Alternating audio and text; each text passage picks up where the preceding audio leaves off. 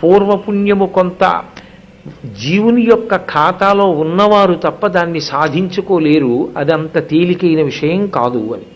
ఈ మూడు ఒక్క రోజులో పూర్తవ్వాలి. ఏది? స్వామి పుష్కరిణి స్నానం, స్వామి పుష్కరిణిలో స్నానం చెయ్యడం, శ్రీనివాసస్య దర్శనం, వెంకటేశ్వర స్వామి వారి యొక్క దర్శనం. వెంకటేశ్వర స్వామి వారి దర్శనం అన్నప్పుడు ముందు ఆదివరాహమూర్తి దర్శనం చేసిన వెంకటేశ్వర దర్శనం, వెంకటేశ్వర దర్శనం, తదనంతరం సహస్రనామ పఠనం, విష్ణు సహస్రనామ స్తోత్రాన్ని పఠించడం.